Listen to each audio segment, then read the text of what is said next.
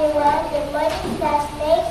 This is my favorite landform. This is desert, island, ocean, and forest, volcanoes, land, hills.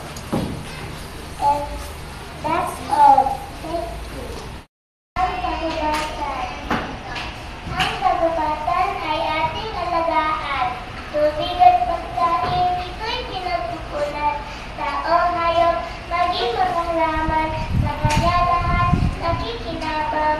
Aking ugali, iyong paghigang, mahalin at alagaan, ang kagubatan.